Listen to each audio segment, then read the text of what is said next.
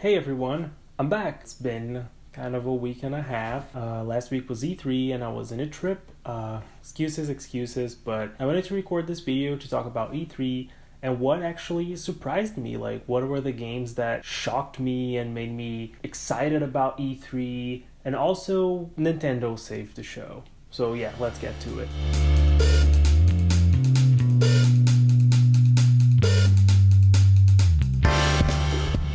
First off, I want to talk about Animal Crossing. I was really hyped on Animal Crossing and Nintendo kind of blew me away with what they showed. Like, the game looks perfect. It looks so good. And then by watching the treehouse, like what they showed, the early gameplay, it looked so good.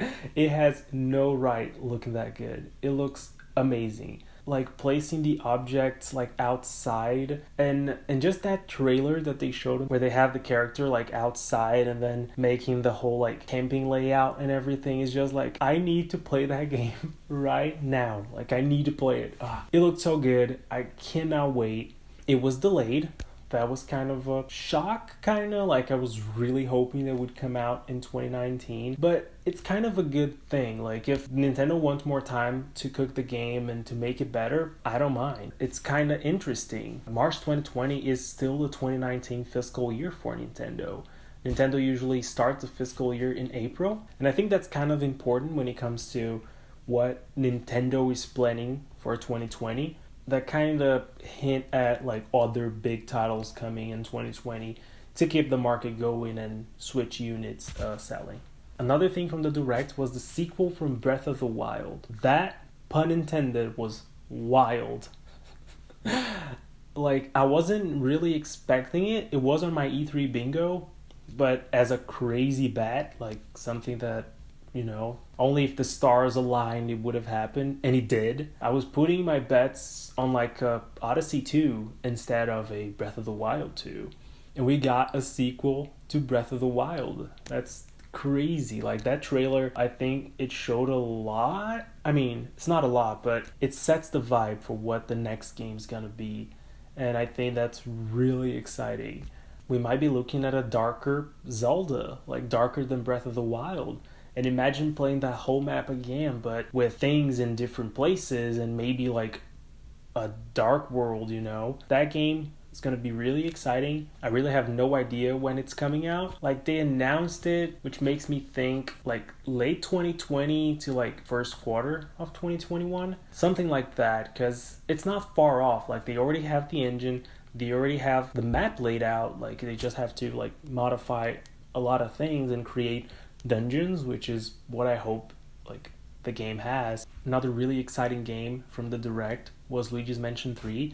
It looks really good and it looks really fun. They reiterated so many functions in the hotel, like the different parts that it has, different themes.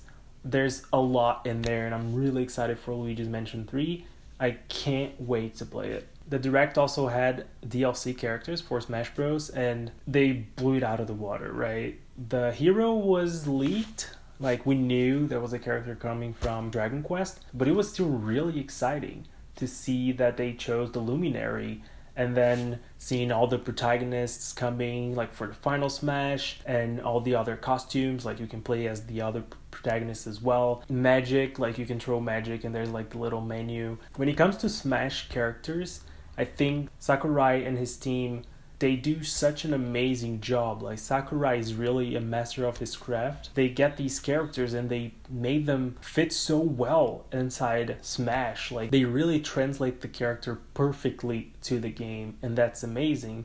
And then Banjo, when they announced Banjo, they did that whole thing with the past trailer for Donkey Kong, revealing King K. Rool, and now it was Banjo, and was really exciting to see that trailer again, like seeing how they played us again, and it was fun to watch that and watch the review and see that Banjo is real now. And it's so exciting that we'll be playing as the hero, as the Luminary, and as Banjo this year. I've said it on a past video, like, I think Joker's perfect, and now to play as these other characters is gonna be really exciting, and I cannot wait. One last thing that was really important for me from the Direct was Link's Awakening. I believe it was my first Legend of Zelda that I played on my Game Boy Color, and that game means so much to me, and seeing remade now with those visuals, it just brings joy to me, and it looks so... I think I've said this like 10 times now, like for all the games, but it looks so good. Like the art style fits so well. And when they showed at the end that you can make your own dungeon, it blew my mind. They are taking this game and implementing new stuff. Like, it's still gonna be the game that we know and love, but better. And that is so exciting. So exciting for a new generation to play this game. It's one of my favorite Zelda games. And imagine more players playing this game for the first time. This is really, really, really exciting. And I can't wait to get my hands on it. September, it's so close. And yeah, I cannot wait. As I mentioned before, it feels like Nintendo kinda saved E3. Up to the Direct, there wasn't many good things out of E3. Of course, there are some highlights from it. Really, I think Nintendo was the big boom. Like, before that, it was just a few, like, here and there. Like, it wasn't overwhelming, because there's a few E3s where we watch and then we're like, oh my god, like, E3, this is so hype, oh my god. But this time it was like, there's something missing here. Now, there were some highlights from the other conferences, and some of them I'm really excited for, and I think it's worth mentioning. First off, Watch Dogs Legion.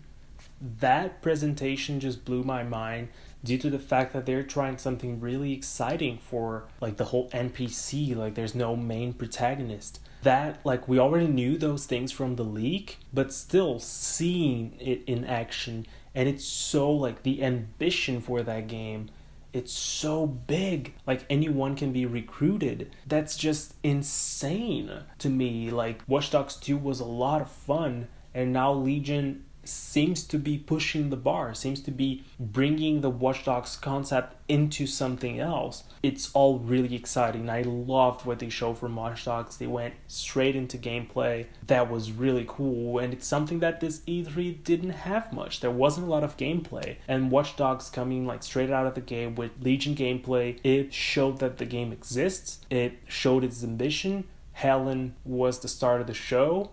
I can't wait to play as Helen. And yeah, Legion was really exciting. I think there's something there. It's interesting that the game is only coming out next year. I think it reflects on the problems that the team might be having to implementing all these things.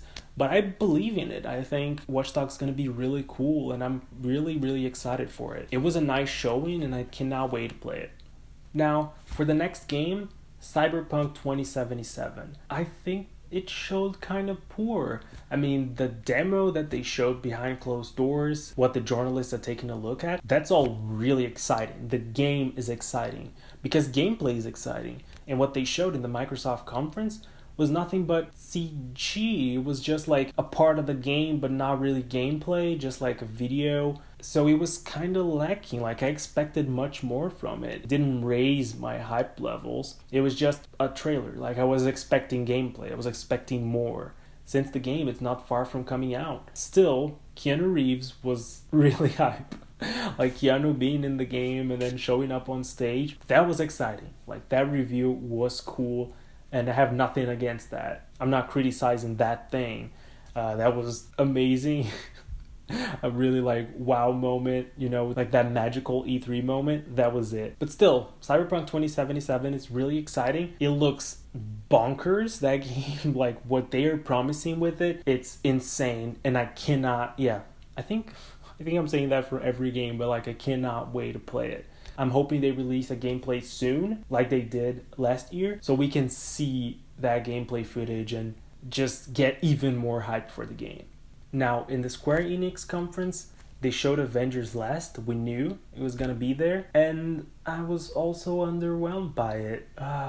They didn't really show gameplay. I mean, there's like clips that you can like tell that, oh, this maybe it's gameplay, but I feel like for all the hype that they were building for this game, everything about Avengers and Infinity War and Endgame, like this hype there is for this franchise, I think they under-delivered. I'm still kind of whatever for it. Like, I don't know if I want to play it, And I think it had the stage. This was the time to blow everyone away, to show like really what the game is all about, and not just like mention what you'll be able to do and that kind of thing, and that was a little underwhelming. I feel like Avengers could have been much more in that conference, and that was the right time to do it, and I think they didn't really. Now on Square, something that showed really well, and just like Animal Crossing has no right to look that good, is Final Fantasy VII Remake. That game really looks amazing, and what they're doing with it, it's unbelievable. It's really like, you look at it and you're like, how can it be this good? How can it look this good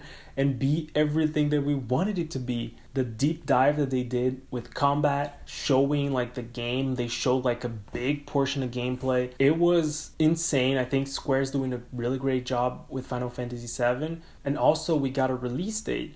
I know it's still like the first part of the game. Like, after hearing impressions and seeing what they showed, just like Resident Evil 2 Remake, it's gonna be something that lives up to the expectations, and it's a good product at the end. I believe that. These are all the things that comes to mind right now, just so the video is not too big, it's not like a podcast. There was a lot more small announcements, indie games that were really exciting. Could also talk about Project Scarlet. Just like as a side note, I believe Microsoft didn't live up to the expectations. Like, Sony being out of E3, Microsoft should have been way better than it was. Overall, it was a nice E3. Seeing these games and these presentations, it brings joy to me, and it makes me even more excited for what's to come next year. Always dreaming about the next thing. Well, you got it. And those are the games that I wanted to talk about. Thank you for watching. I'll keep making videos. I think that's good for my portfolio. I still feel like a passion doing it. And yeah, I hope you guys liked it. Bye.